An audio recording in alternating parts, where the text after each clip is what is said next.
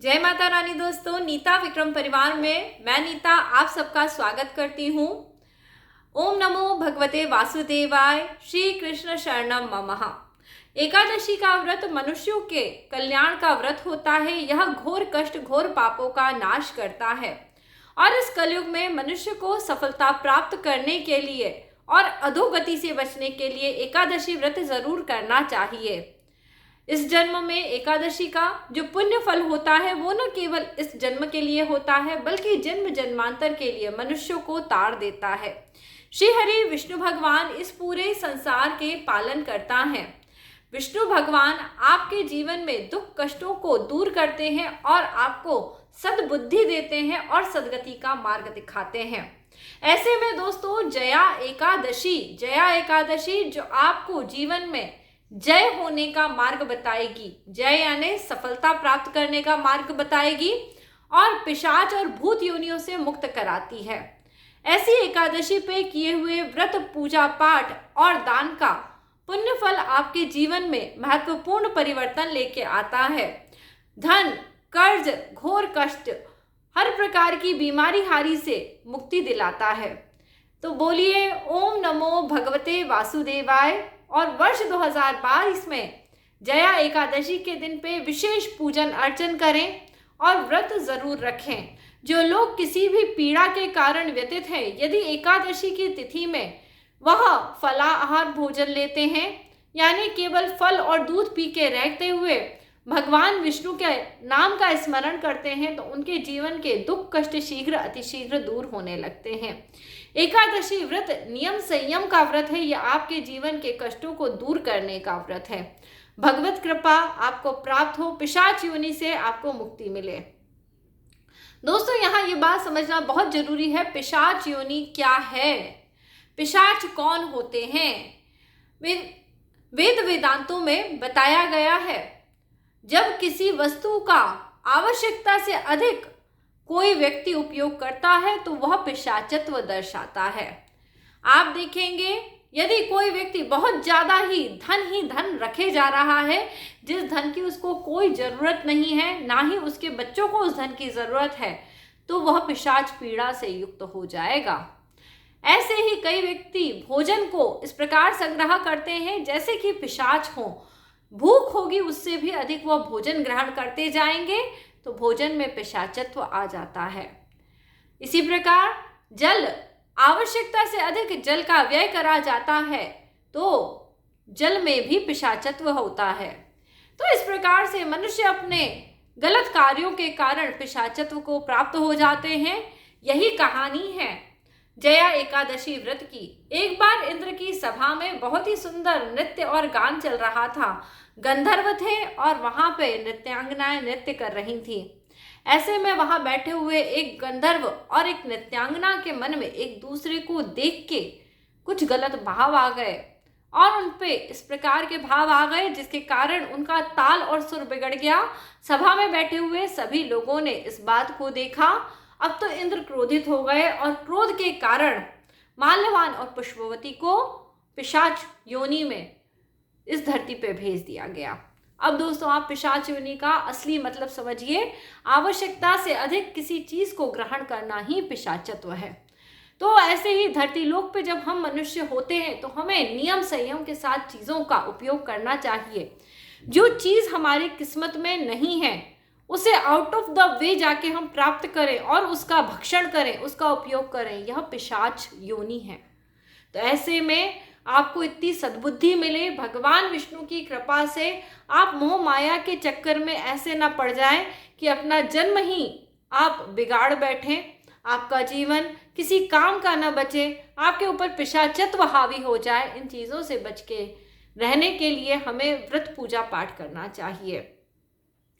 अब दोस्तों जीवन की पीड़ा कैसे दूर होगी? जाने अनजाने जो गलतियां हुई होंगी उनके लिए भगवान से क्षमा मांगे, व्रत पूजा पाठ करें और हठ योग करें जिसके कारण भगवान आप पे प्रसन्न होंगे। इस दिन पे भगवान के चरण कमलों को हल्दी युक्त पानी से साफ करना चाहिए। यदि आपके पास ठाकुर जी की, बाल गोपाल की कोई प्रतिमा हो तो उसका पंचामृत और हल्दी युक्त जल से आप अभिषेक करें। ओम नमो भगवते वासुदेवाय का जाप करते रहें। इसके बाद केसर हल्दी चंदन का तिलक लगाएं। पपीते के पत्ते के ऊपर पीले रंग की मिठाई का भोग भगवान विष्णु को लगाएं, जिसमें तुलसी दल अर्पित करें।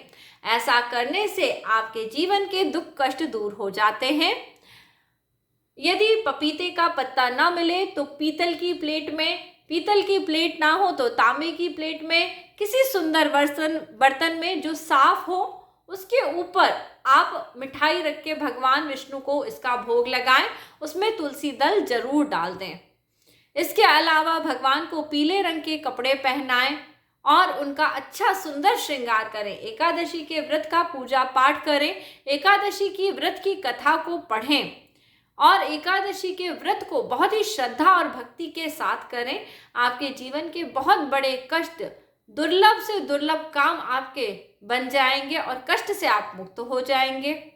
अब दोस्तों, जिनके जीवन में धन की अत्यधिक कमी है, उन्हें अपने घर में कम से कम 9 दिए इस दिन पे प्रकाशित करने चाहिए। भगवान के समक्ष 9 सिक्के रखें और उनके ऊपर एक एक आटे का बना हुआ दिया जला दें और बाद में यह सिक्के किसी मंदिर में दे दें और आटे के बने हुए ये जो दिए हैं, इन्हें जल में प्रवाहित कर दें। आप देखेंगे आपके घर में देवी लक्ष्मी यदि नहीं आ रही है, धन की भारी दिक्कत बनी हुई है, तो ये दिक्कत ठीक होने लगेगी। दोस्तों, भगवान विष्णु आपके हर कार्य को पूरा करते हैं। ऐसे में यदि कोई आपको परेशान कर रहा है, आपका धन वापस नहीं दे रहा, आपके पैसे को रख के बैठ गया है, तो आप नियमित 43 डेज तक भगवान के ऊपर नीले रंग के फूल चढ़ाएं। जो व्यक्ति आपके पैसे लेके चला गया है, जो व्यक्ति आपके पैसा आपका उधार नहीं लौटा रहा है, वो खुद ब खुद आके आपको पैसे लौटाएगा और आपसे माफ़ी भी मांगेगा। ये केवल प्रभु की कृपा से ही हो सकता है। तो बहुत ही श्रद्धा और भक्ति के साथ अपने उपाय को करिए, देखिएगा आपके दुख कष्ट दूर हो जाएंगे। दोस्तों, इस बार शनिवारी एकादशी आई है और शनिवार के दिन हमें पीपल के वृक्ष के नीचे जाके दीपक जलाने चाहिए। तिल के तेल का एक दीपक बनाएं और भगवान विष्णु के लिए शाम के समय जब सूर्य अस्त हो रहा है, पीपल के वृक्ष के नीचे इस दीपक को जलाएं। हो सके तो वहां बैठ के विष्णु सहस्त्र नाम का पाठ करें। यदि वहां लाइट की व्यवस्था ना हो तो वहां बैठ के ओम नमो भगवते वासुदेवाय ये महामंत्र बोलते हुए 11 फेरी जरूर लगाएं। पीपल के वृक्ष की 11 फेरी लगाने से जन्म जन्मांतर के भव बंधन कट जाते हैं और ईश्वर की शरण में चले जाते हैं। दुख और कष्ट का जो मुक्ति होती है वो मिल जाती है और जीवन हमारा ईश्वरमय हो जाता है। ऐसे पूजा करें और भक्ति भाव के साथ, आपको कुछ मांगने की जरूरत नहीं है, सिर्फ दीपक जला के 11 फेरी करें, ओम नमो भगवते वासुदेवाय का जाप करें और अपने घर आ जाएं और घर आके जो मंदिर है वहाँ पे आके ईश्वर को प्रणाम जरूर कर लें। आप देखेंगे आपके साथ साक्षात देवी लक्ष्मी आपके घर में पधार चुकी हैं।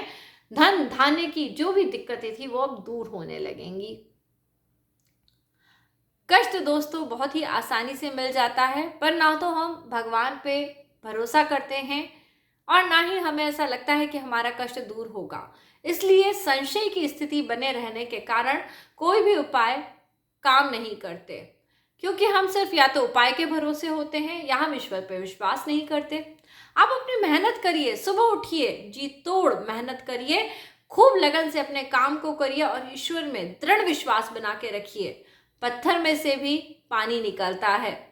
ईश्वर के इस पूरे जगत में जब ईश्वर पे कोई विश्वास करता है तो ईश्वर उसके पास जरूर आते हैं, उसके दुख उसके कष्टों को दूर कर देते हैं। ऐसे ही जया एकादशी पे श्री कृष्ण की कृपा आप सबको प्राप्त होगी। एकादशी व्रत जो लोग कर रहे हैं वह दशमी की तिथि से ही सात्विक भोजन ग्रहण करें। घर में कुछ भी मांसाहार, प्याज, लहसुन इस तरह की वस्तुओं का भोजन ना बनाएं। केवल दशमी की तिथि पे ज्वार, गेहूं, घी, मूंग की दाल, सेंधा नमक से बना हुआ भोजन ग्रहण करें। एकादशी की तिथि पे फलाहार, दूध, मखाने, ड्राई फ्रूट वगैरह खा के आप व्रत करें और अगले दिन व्रत का पारणा करें। एकादशी व्रत का पारणा जब भी करें तब आप अपने हाथ से थोड़े से चावलों का दान मंदिर में कर दें या किसी ब्राह्मण व्यक्ति को संपूर्ण भोजन कराएं। अपने हाथ में दोस्तों काले चने के 12 दाने लें और उन्हें 2 टुकड़ों में तोड़ के अपने सर से ऐसे पीछे फेंक दें। 12 ना हो सके तो 7 दाने लें। काले चने जो फूले हुए होते हैं उन्हें ऐसे 2 टुकड़ों में तोड़ के सर के पीछे फेंक दें। 7 जन्म के पाप भगवान मेरे दूर कर दो, ऐसी कामना करते हुए फिर भोजन ग्रहण करें। आपके व्रत का पारणा होगा और भगवान वासुदेव की, श्री कृष्ण की आपको कृपा जरूर मिलेगी। तो दोस्तों, ओम नमो भगवते वासुदेवाय ये महामंत्र रात्रि के समय जरूर जपें और इस दिन पे स्त्री प्रसंग का बिल्कुल आपको ये सब कार्य नहीं करने हैं, ब्रह्मचर्य व्रत का पालन करना है। और एकादशी के दिन पे हो सके तो विष्णु सहस्त्र नाम का पाठ करें, गीता का पाठ करें।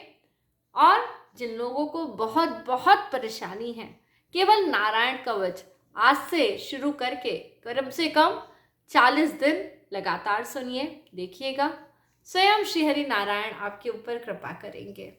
हर उपाय अपने आप में एक से बढ़कर एक है, आपके दुख और कष्टों को दूर करने वाले हैं। इन उपायों को करिए, पूजा पाठ करिए, ईश्वर आपकी मदद जरूर करेंगे। नीता विक्रम चैनल से जुड़ने के लिए सभी का बहुत बहुत धन्यवाद। चैनल ज़रूर सब्सक्राइब करें, तभी आपको वीडियो से संबंधित सब जानकारी मिलती रहेगी। जय माता रानी।